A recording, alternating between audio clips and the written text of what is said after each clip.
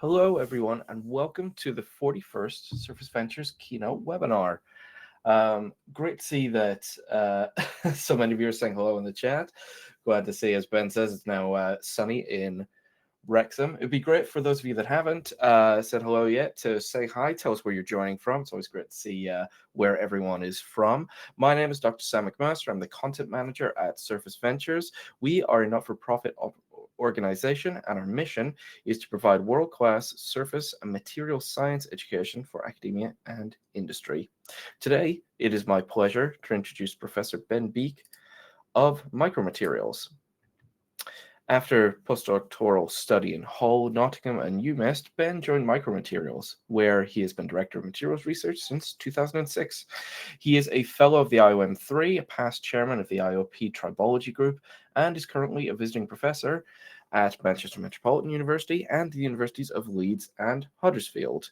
He's very active in collaborative research with other nanotest users, with over 150 published papers and a H-index of 35.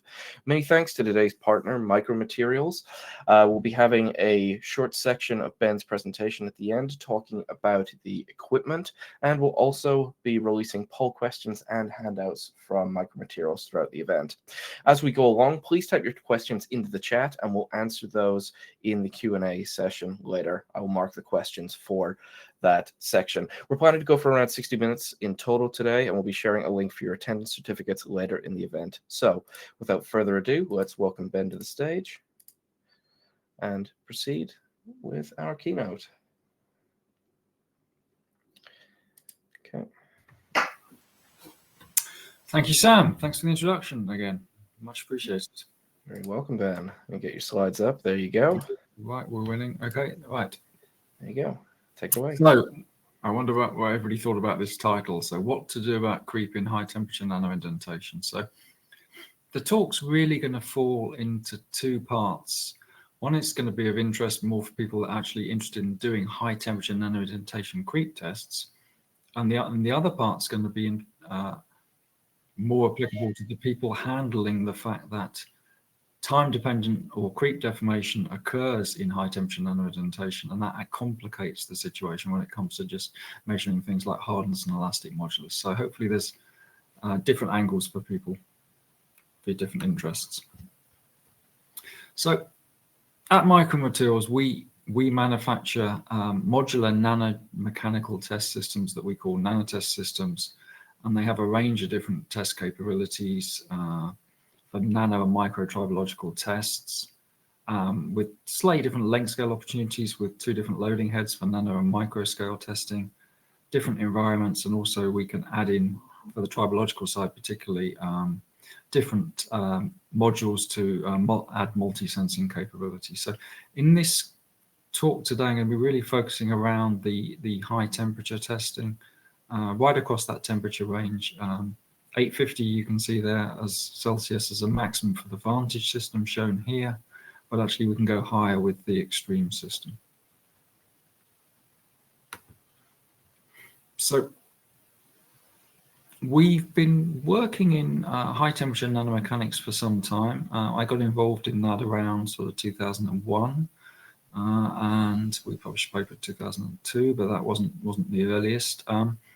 And up until about 2010, we typically used diamond as an indenter for these high temperature tests. So this limits really the maximum test temperature to about sort of 450, 500, because above that it graphitizes in air. So that's the limitation of using diamond.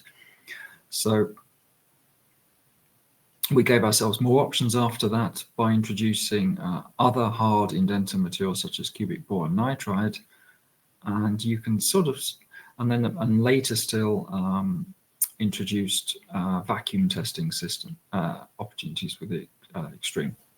So you can sort of see in this chart here how you've got a sort of plateau in maximum test temperature around 500 degrees, and then another plateau around 750 a bit later, and then after sort of 2014 or so, then you can see these higher temperatures kicking in as we've got these vacuum system opportunities.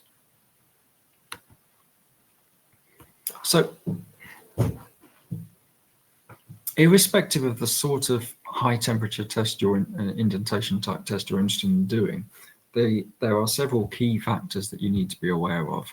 And I've tried to group them into sort of 3 different areas here. So on the left, we have, you obviously need a very, very stable instrument, such that your measurement electronics are not affected by the heating.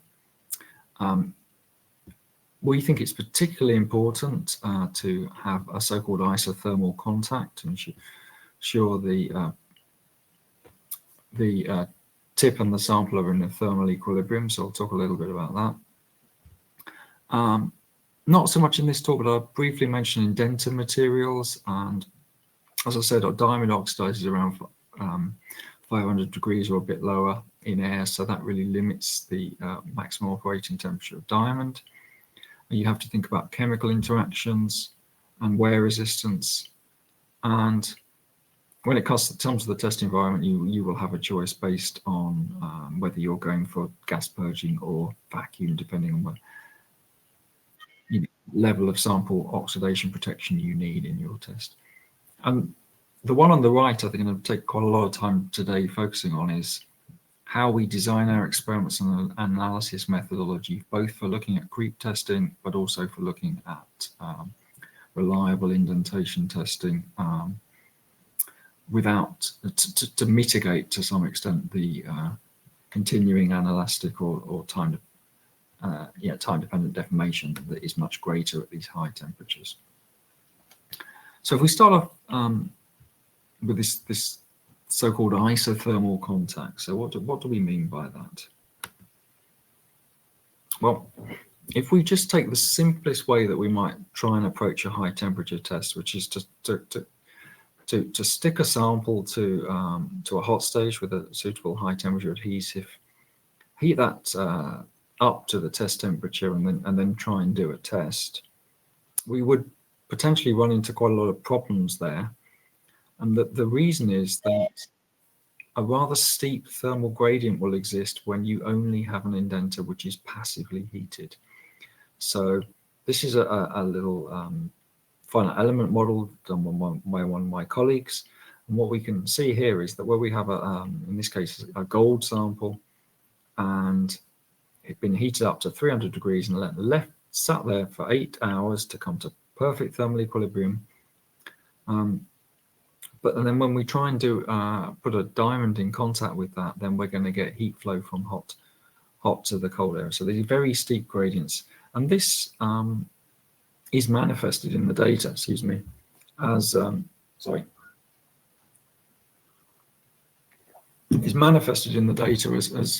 appreciable thermal drift on the curves, which makes the data unreliable. So we can get around that problem by actively heating the tip and also controlling how we keep that tip at a constant temperature, which is the same as the stage, and we can match those in calibration. And so schematically here, you see this is not absolutely technically accurate diagram of the system, but it shows schematically what's going on in the nanotest system. So we have this horizontal loading, we have separate active heating of the tip and the sample, and we have this sort of localized hot zone, which is essentially trying to keep the temperature within that zone constant. And as I think I said, it's also important not just to heat the tip and the sample actively, but also to have control methodologies which allow for the different thermal masses of the indenter side and the sample side of that contact. So particularly you don't want to have two PID loops fighting against each other, because then you're going to get some wobbles that you see on the curve. So you can power lock on the indenter side, and that can be a very, very effective way of getting really very reliable high temperature measurements. So the stage is shown there has got these thermally isolated silica supports, so that the hot zone on the left of that hot stage is really limited to very much that side of the stage. So the back of the stage, as you can see in this diagram here, showing is really sort of only a couple of degrees at above room temperature when the front of the contact is right up at 850, say. And this is really a useful thing because it allows us to use nanopositioning stages throughout the temperature range, because nanopositioning stages themselves don't particularly like being exposed to extremely high temperatures.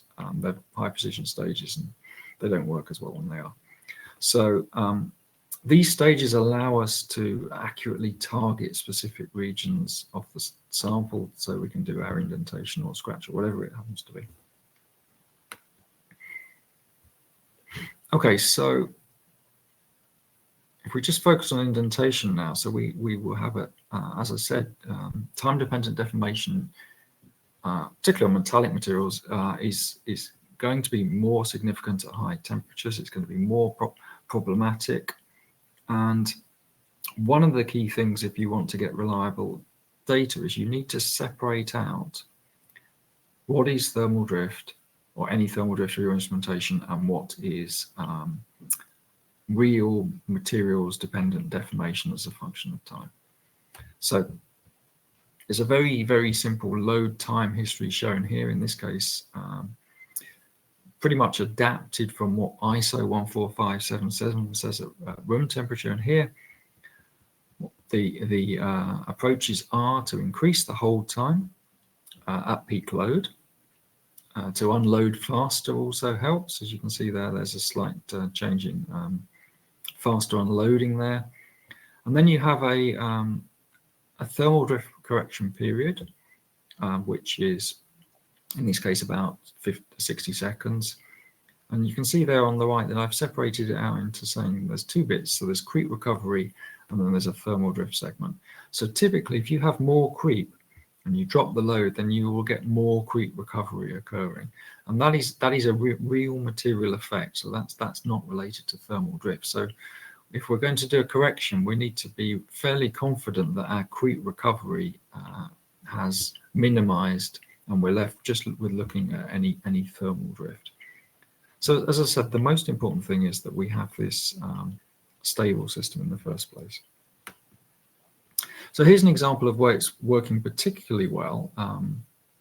Some work that experimental work my colleague Adrian did in collaboration with some guys at Oxford University, and here they were looking at doing indentation testing with a Berkovich indenter on a polycrystalline tungsten sample, and this graph here shows just what happens during that hold period.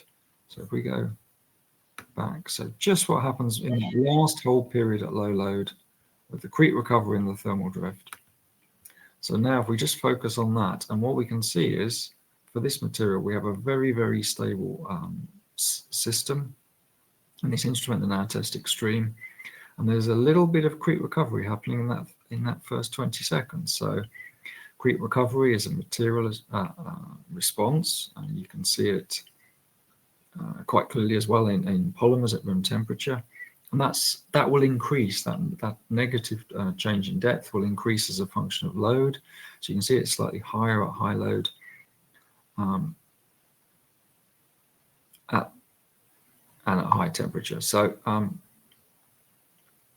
what's happening after 20 seconds, however, is that pretty much it's flattened out. So that creep recovery is finished. And then in the software, you can fit a linear correction through the 20 to 60 second data. And that, in these tests and other tests, in that paper and other papers, you can see that in this case, that right up to sort of 900 and above, you can get thermal drifts of well under 0.1 nanometers a second. And that's really low enough to get very reliable data at these extremely high temperatures. Okay, so moving on to choice of indenting materials and choice of test environments. I already talked a little bit about diamond and the limitations of diamond. So in terms of materials, instrumentation environments, then we have two options. We can use our nanotest Vantage systems and put them in gas purging chambers. This is quite an old example there, and you can see in the middle. And we can flood that environment with argon, or reducing gas if we like, and that will provide reasonable protection against sample oxidation for most situations, but where you have highly oxidizing materials, that won't be quite as good, particularly at the highest temperatures. So on the right, you can see hidden in vacuum chamber is a nanotest extreme, and that allows you to go really to very high temperatures, extremely low partial pressures of oxygen, and then you can really test across the entire test range without worrying about any indenter or sample oxidation issues. So this is an example actually first up from UC Berkeley, and here they've, again in collaboration with Adrian, and here they've used a nanotest Vantage in a reducing atmosphere to look at the creep behavior, so of ODS steels, essentially as a function of temperature here. And you can see there that this is part of a piece of work where they were looking at the effects of ion beam irradiation and understanding how that affected the creep resistance of the materials for nuclear applications. So what was particularly interesting here is that there's a very, very high thermal stability, because it then allows them to look at these very subtle changes that happen after irradiation, because the testing is done at very small depths.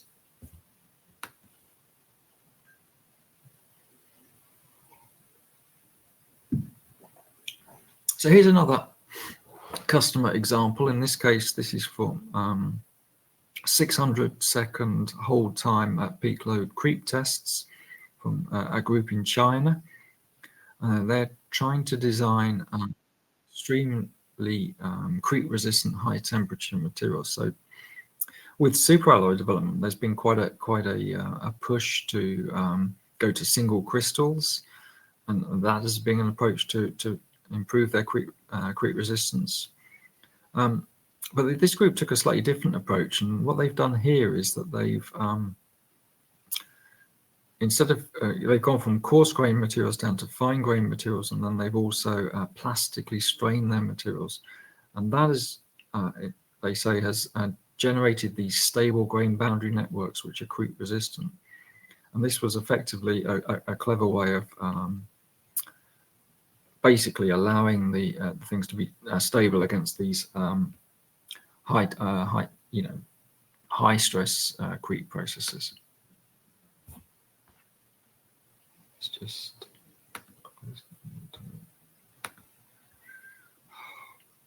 sorry, let's just bring over the top. Okay, so the instruments themselves for the vacuum systems, this is an example from the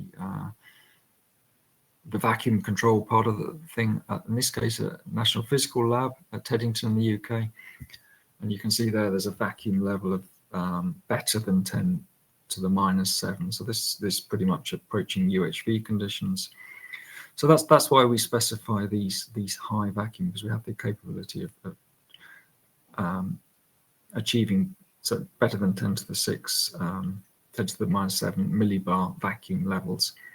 In practice, you don't need to be running at such good vacuums.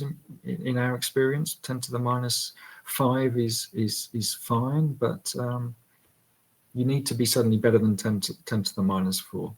So you can achieve these vacuum levels really quite quickly, and then you have this very low partial pressure oxygen environment.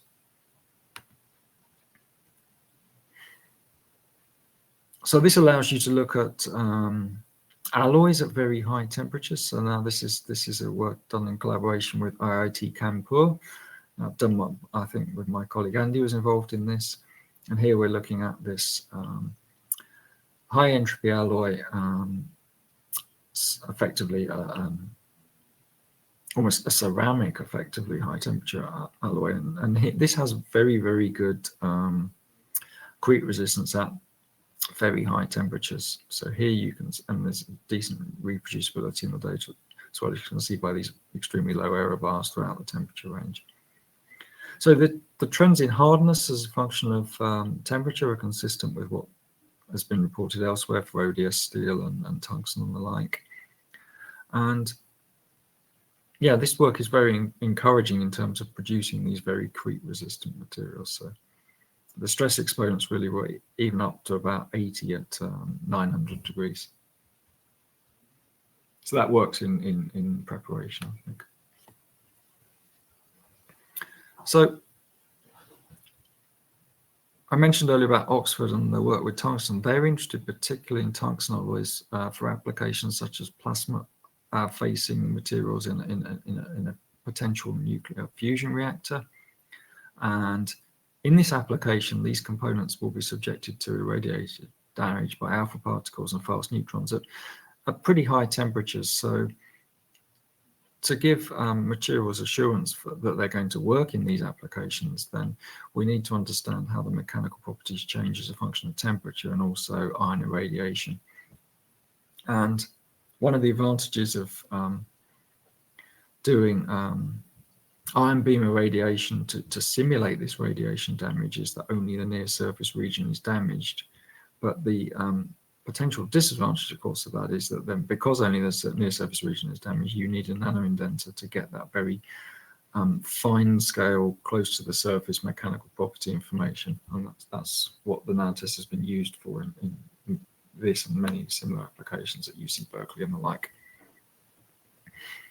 So if you think about what happens in tungsten, it's at room temperature, it sits around, as like many metals, with a thin protective native oxide, which in many metals can act very usefully as a sort of protective triber layer.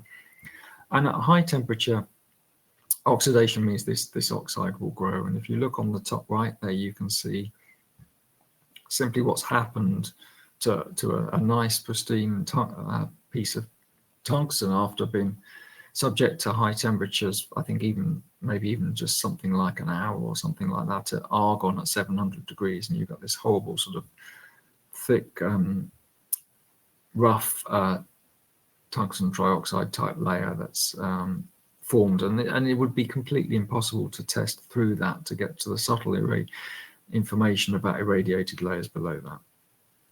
So to avoid that oxide layer forming, or to being any different in thickness to the room temperature, then we need to avoid oxidation completely, and then we're doing that by testing in the extreme. And there's just an example there of the surface after a measurement campaign, excuse me, at different temperatures in the nanotest extreme. And you can see the directional rolling in the tungsten is still retained. So as I think I mentioned earlier, that instead of diamond, we're using other high temperature materials. In this case, this work's done with cubic boron nitride, which is pretty hard and stays high stiffness as well at high temperature. So what we can see here in this example is the same experiment done at 3 different temperatures, so 750, 850, and 950 degrees Celsius. So the experiment was designed to have accurate hardness and elastic modulus measurements. So there was this increased hold at peak load, faster unload, options for viscoelastic corrections, which I'll talk about in a second. But what you can straight away see is that if you look at those loading curves as a function of depth, you can determine that actually they don't change much. So in terms of hardness, the hardness of that material is not that different as a function of temperature. However, once you hold, you can immediately see there's a lot more creep at 850 and 950 degrees C than there is at 750. And you're getting also, if you look down at 90% unloading, you're getting those little kickbacks in the curve, and those are they're not thermal drift, those are creep recovery.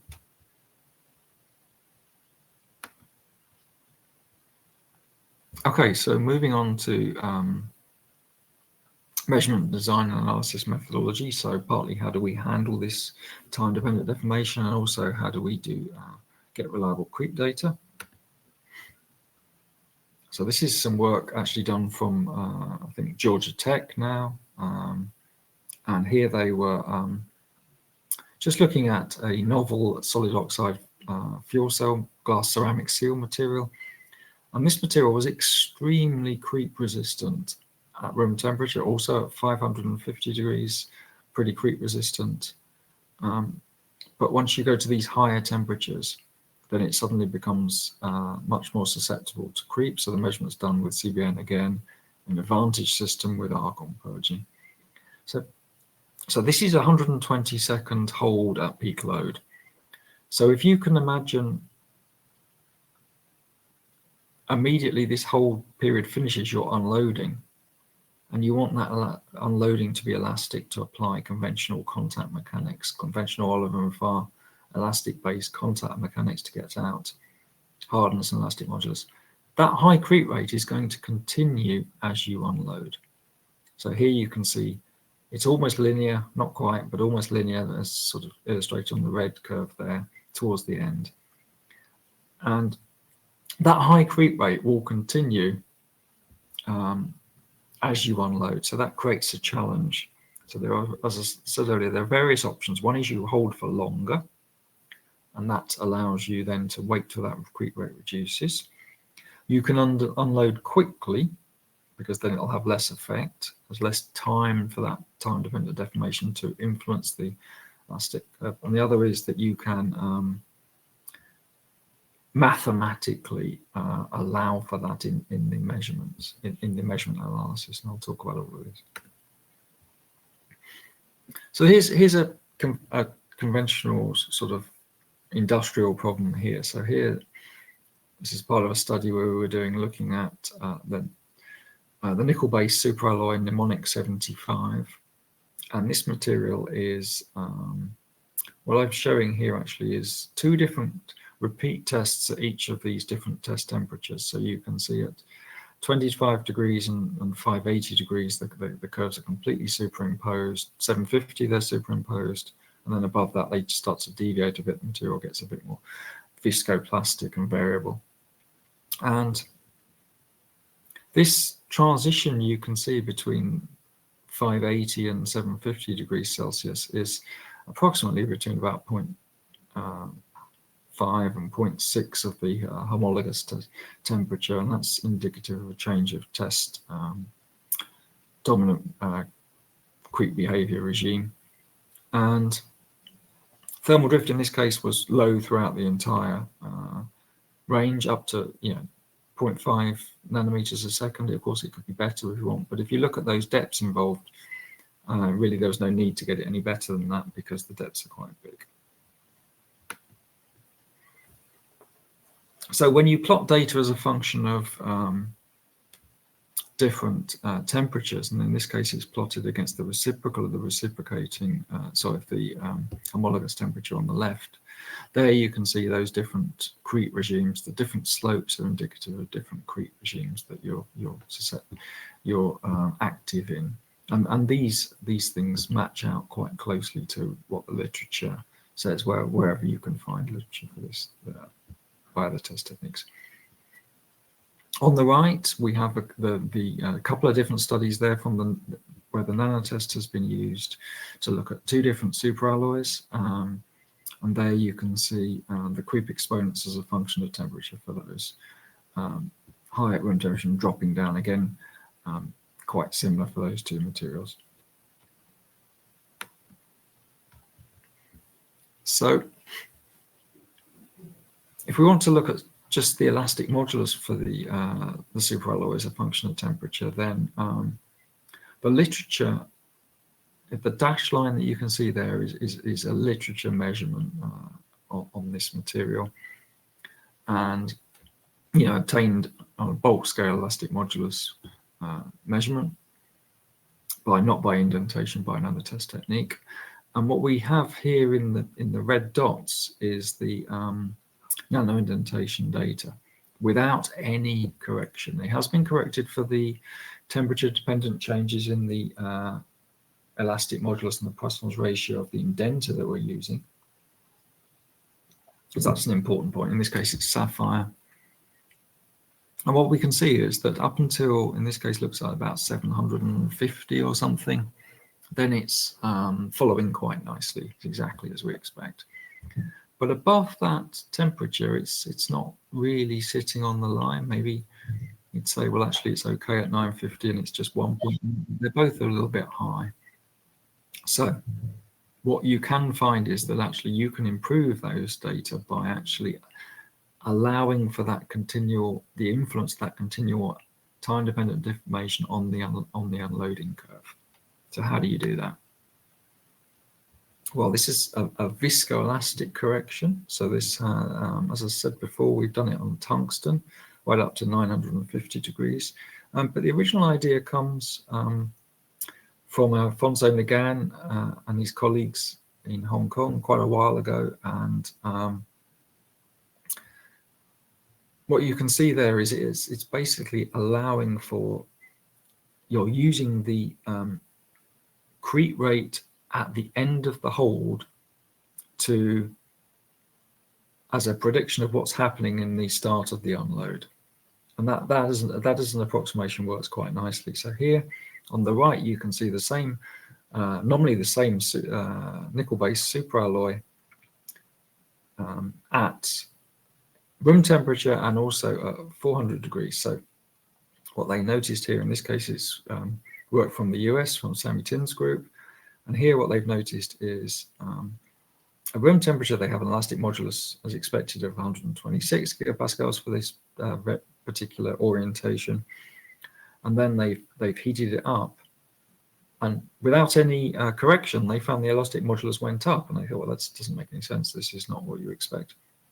So then they applied this methodology and they find that it nicely drops that down so that the blue unloading curve is mathematically translated to that dotted red curve with the low elastic modulus and the correct modulus measurement. So that is another approach. All of these things rely on the fact that the instrument itself is thermally stable. That is I should say. So you can't take a bad instrument and make it good by modeling. You just have to have a good instrument in the first place, and then design for having these time-dependent effects if you're interested in looking at these. So here's another work, in this case from RWTH Aachen in Germany, and this is Sandra Korte's group in collaboration with James Gibson, who's now back at the UK, the UK Atomic Energy Authority, and they were looking at, as you can see, a thermal barrier coating and an M. Crowley bond coat on a superalloy substrate there. And what you can see in the middle is just an example is on the creep test data from the Nanotest Extreme system there at on the bond coat, on the Android bond coat. And this material is extremely, again, creep resistant at room temperature. And at 500 degrees, it's even more creep resistant. As you can see, that blue curve is even better than the black curve. But then its maximum sort of operating temperature is around 700, and you can see at that temperature it starts to creep, and then above at higher temperatures it creeps a lot. And then they fitted, as you can see, the stars there. They fitted, they calculated the stress exponent. Excuse me.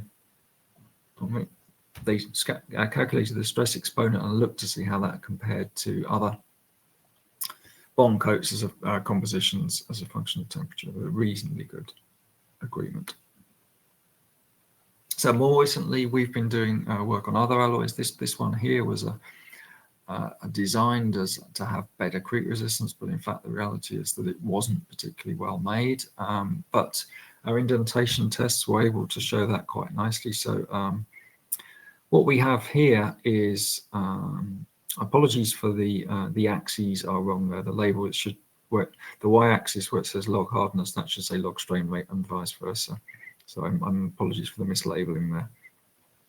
But you can see essentially that the mathematically these things fit quite nicely, these linear curves, if you have a stable system, and you can calculate from these the stress exponent, and if you're interested, of course, the strain rate sensitivity from that. And you can look to see how those stress exponents vary as a function of temperature, as I showed you earlier on the nickel-based superalloys. As I said, this particular alloy wasn't terribly well fabricated, and you can see on the left there's a nano positioner image. So what we used there is this nano positioner I talked about earlier. We have used that to image the surface at temperature, and what that so this is effectively a 3D surface profile, and what you can see there is some rather nasty sort of pore regions there. So what we can use that image to avoid those regions and indent in between those pores. And when we do that, we can get these stress exponents here. And this is just an example from 10 or so of these different tests at different locations on this alloy. And again, to illustrate how close the linear fit is, it's not bad. The R-squared coefficients are quite high. They vary a bit, but they're quite high. And again, sort of the little dot there is indicating where that material sits as a function of other materials. So I suppose it wasn't that bad for quick resistance, but it wasn't particularly hard either. So I don't think its combination of properties was that successful.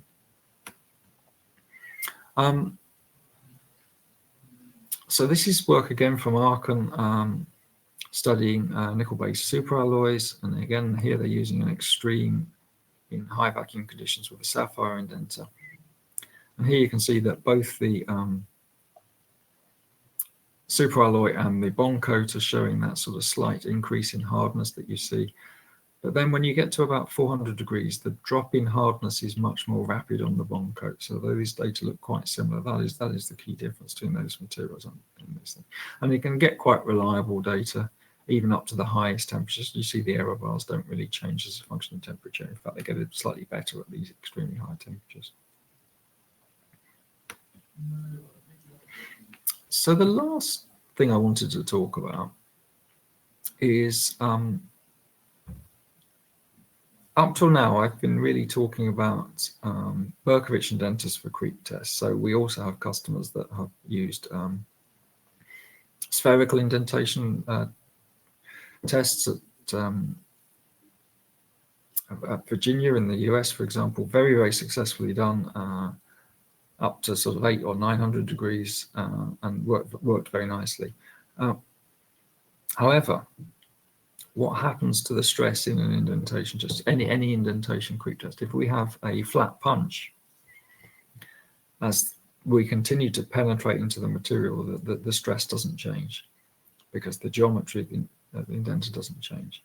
However, if you've got a pyramidal indenter or even a spherical indenter, although it's maybe less the case for spherical, then as you continue to penetrate into the material, the stress, even at a constant load, the stress starts to drop off. So that's slightly different from what actually happens in a conventional creep test. So one of the things we were interested in looking at is whether we could design a so-called constant stress creep test. So we worked with collaboration with MPL and others, and this is some work from my colleague Stephen Goods with Hannah Zhang at MPL. And what Steve and Hannah were looking at was, redesigning the code and redesigning the load histories to allow us to do these constant stress creep tests. So instead of these being constant load creep tests, instead of that, this is designed so that the stress doesn't change. So the load, because the area increases as you go deeper with the Berkovich, the projected area increases, the load has to increase proportionately to keep that constant stress situation. And that's done with a feedback loop. Steve's written a very nice feedback loop for that. And more recently, they've also done some very interesting multi-cycle tests where you have a combination of being able to set various different load levels or stress levels and multi cycles within one test. So there's a lot of possibilities there. And just sort of bottom left there, just to illustrate there, for example, that you have this, you can contrast what happens in these constant load and constant stress tests, but also we have the other things, we call them stress relaxation tests, essentially. So you can have these constant depth tests where you can drop try and hit the same depth, but let the load drop accordingly. So all these different options are possible, and they're all possible at different temperatures as well. So that's something maybe for the future as well. So hopefully I've sort of summarized some of the challenges involved in accounting for creep in conventional indentation testing, and also the opportunities in actually testing creep itself, indentation creep, which is the opportunity of testing at very, very small scale. You need good methodology to allow you to deconvolute time-dependent deformation materials response from any instrumentational drift. So as I showed you, you can separate those out quite nicely. Where you've got a lot of creep going on, really you do need to at least have the option to modify the load history, but also the analysis methods. This viscoelastic correction can be very successful. In all of the above, it's definitely important to have a thermally stable instrument that you just have no chance if you have an instrument that's just susceptible to thermal drift. If you're trying to run something without an active tip heater, for example, then I think you're going to be onto a loser.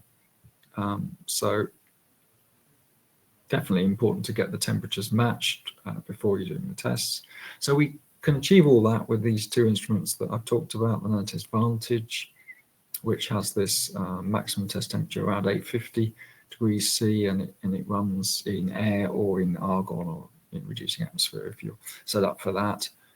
And the Nanotest Extreme, which we're certainly investigating going over 1,000 degrees at the moment, so we have some developments in that area. And both of those instruments allow us to have the full range of capability of the instrumentation, essentially, to have the different test modes, different load heads, to use this nano positioning stage across that entire test range. So yeah, to retain, as seen there, all of this different test capability across that temperature range. And depending on your areas of interest, they're really, I mean, I've just sort of scratched the surface of all the different opportunities that you have with these instruments now to look at very, very localized deformations. So these are examples from our various users around the world. And bottom right, there's a cantilever bend test done at very high temperatures, a very, very slow loading on I think a nickel tungsten or something. No, tungsten tantalum cantilever, and the very, very slow opening of that crack at that notch has been able to be followed quite nicely at these extremely high temperatures. You can use the nano positioning stage to image, as you can see that another cantilever there, top right. The imaging it's just really for positioning more than anything else. Again, you can see in the middle is again some work from National Physical Lab here, and you can see these very small carbide grains in the tungsten carbide cobalt composite. And here you can see there's a small indentation being placed right in the center of one of those grains, because you have this very accurate repositioning. And then afterwards, they've just gone along and they've done a focused iron beam cut through it just to check that there was not indenting into, not underneath. There wasn't it wasn't a small grain essentially. And you can do also these pillar compressions, as you can see, and even study things like functional temperature as well. Okay, so that was it. So I hope that was useful. And back to Sam, I suspect. And Any questions? Thanks, Ben. That was a great presentation. Yes, we'll move on to questions in just a moment. But right now, let me just share the link for the attendance certificate. So for all of you that want this, please do click on the link now. That will be available for the next day. So no rush. We're going to spend the rest of the remaining time answering the questions, of which we have quite a few. To Mubarak in the chat, yes, the link is available. That is there. Should be on the left-hand side of the screen. Okay. And now let's begin with the questions.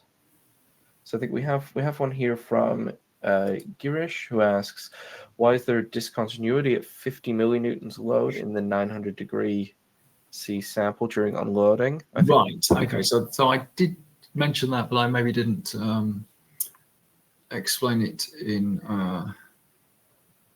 in sufficient detail. Where you've got these very high temperatures, you have creep, and that is associated with a certain amount of creep recovery, where the depth decreases as the load drops off and you hold it at peak low. So this is, you can see the effect to some extent. It's also termed reverse plasticity. You can see it at room temperature on viscoelastic materials such as polymers, and it's strongly load dependent, but also you can even see it in metals as well to a smaller extent. Yeah, so something like copper or aluminium will show it quite nicely. So it's a material response. There could be some thermal drift correction, but then if you've corrected it out, it will be gone.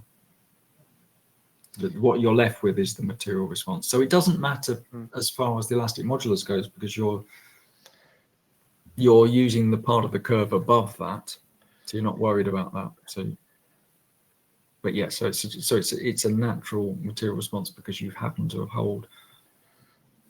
held for a while, basically. Got it. Thanks, Ben. Okay. So we have our next question from Siram. I hope I pronounced that correctly. Apologies if not. They ask, how are the creep tests for dual phase materials demonstrated in comparison to conventional tests? There's also an additional part of that. Do we evaluate for individual phase and compare with conventional testing? If so, how are the applied loads optimized with respect to indentation size? That's a good question, isn't it? I don't immediately know the answer to that. I do, however, know that people did. One of the advantages of our test is that we do have quite a wide load range, so you do have the option of doing things at two different scales, where you might be sensitive to the individual phases. So you have the nanopositioner, which allows you to put the indents exactly in the individual phases.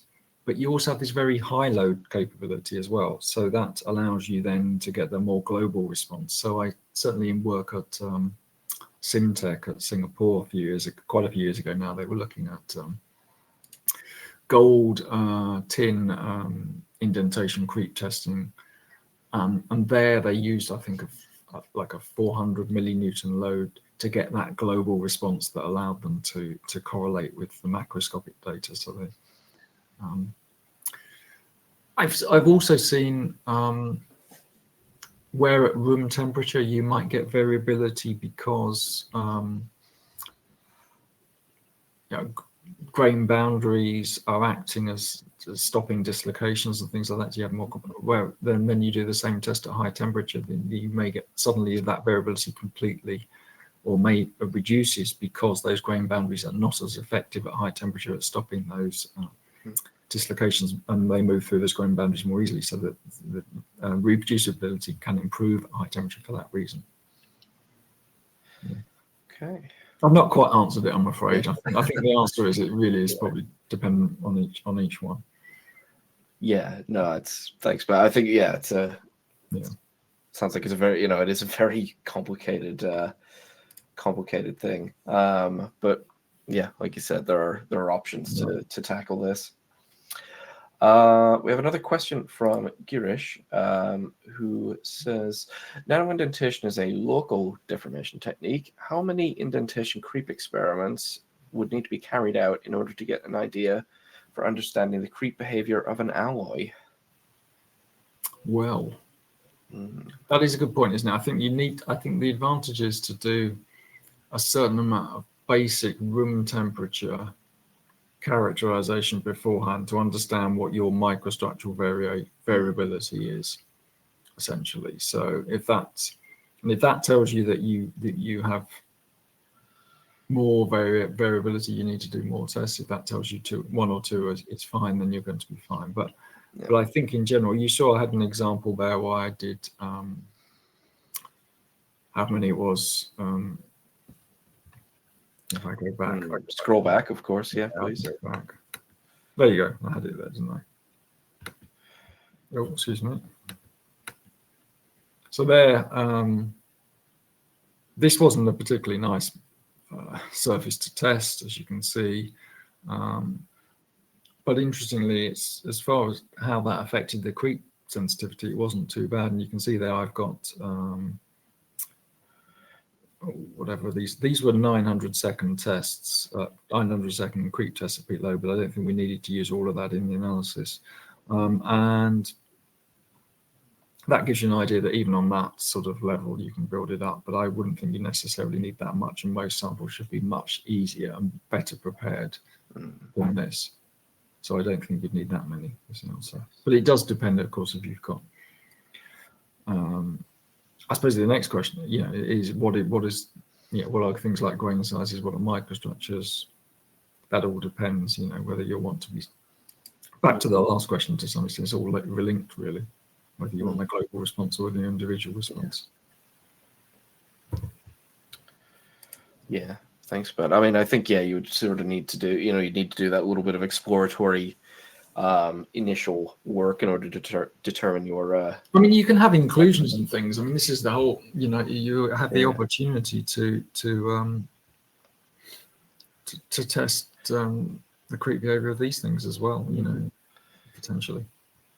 Yeah, absolutely. As one thing possibly to point out, I mean, the nanotest system does have a scheduling function, so that would likely make, at least at room temperature, that would make doing multiple tests a whole lot easier. I assume that's still available for the extreme system. Then you just want to be careful about leaving your instrument at high temperatures for extended periods. And trust it to do everything automatically. I think you still have to be cautious and watch what's going on, I think. Okay. But equally, as I say, you can certainly set things up overnight and leave things. Yeah.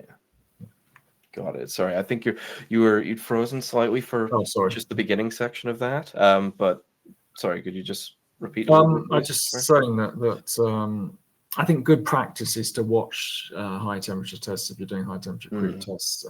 But you can certainly set up some multiple ones together, and you can set up things where you can set up different load levels as a schedule quite easily. So, in that work done at Oxford, for example, the creep testing was, I showed things where they were changing for different different temperatures, but actually these were part of schedules where things were done at 4 or 5 different load levels. So we had everything as a function of load and temperature. So that allowed us then to look at things like size effects and how indentation size effects change the function of temperature as well. Yeah. So the scheduling is very useful, but just got to be careful of how you're running your test for that. Another question from Saram, who asks, how much thermal drift is considered low for nanoindentation creep testing? Well, it depends really on the scale at which you're doing your indentation creep testing. So, it's you might be able to get away with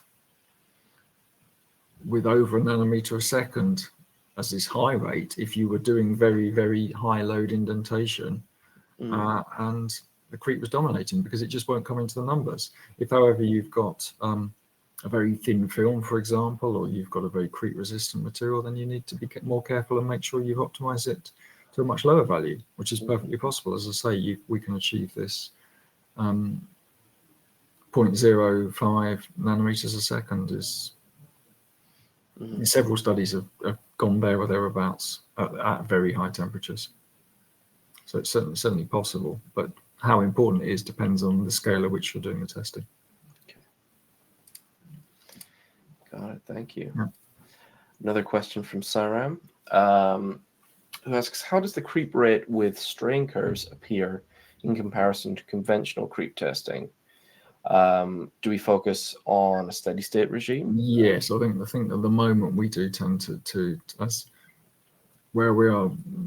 The field seems to be really just focusing on the correlation with the steady state creep regime. Yeah, that's where we are. So I think there is always material going into that contact, maybe in primary creep as well. But you're never at a tertiary creep regime, I don't think, where suddenly things go away. But I think the reason why that doesn't happen is partly because this, or more than partly because there's more likely to be creep exhaustion because the stress is dropping off. So it might be that if we do more tests with this constant stress creep test, then we might have something different to look at. That's one for the future, I think. Yeah, it'll be very interesting to see some more results from that.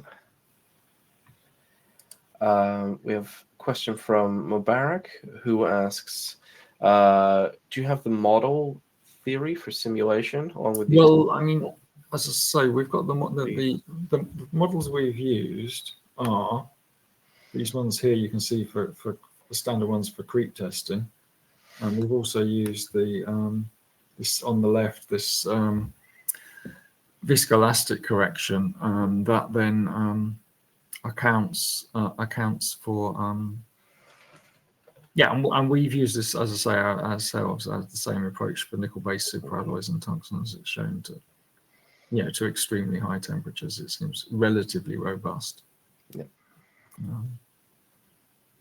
There's no absolute guarantee that things are a power law if you've got a highly viscoplastic contact, but that's something else we're looking at the very, very high temperatures. Yeah. But yeah, that's where we are. Yeah. And just for info, I mean, for all attendees, you'll get the replay of this sent to you immediately following the conclusion of the webinar, so you can have a look back through the replay, find the slides, and then find the papers, cited in the slides from that if you want to take a look, in more detail at the specific models. Okay. That's a good idea, yeah. And another question from Sarah again, who says, many times the creep properties are obtained under air to simulate real-life conditions, except for special cases. So introducing vacuum could estimate the properties. Could you clarify? Is there any difference? Well, I mean, if you think that the real application is involving some sort of oxidation, then that's more of a challenge, isn't it? But in most cases, the reason why you're not worried and you're doing it in air is because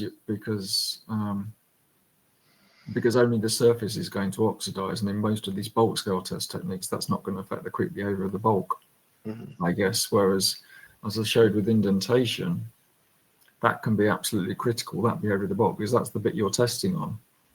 So you really need to effectively allow for that. So I think it's not that vacuum's necessarily going to change a bulk scale creep test very much. It's just that you don't need to as much. I think that's often the case.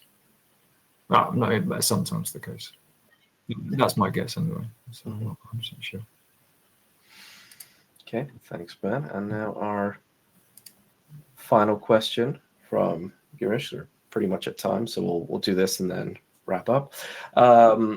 They ask, for metals that exhibit tension compression asymmetry, can nanoindentation offer any help? Oh, I don't know. That is a really good one, isn't it? Well, I mean, indentation really is essentially a compression. I mean, it is it's a more complex stress state, but it's more compression, isn't it? Essentially, so there are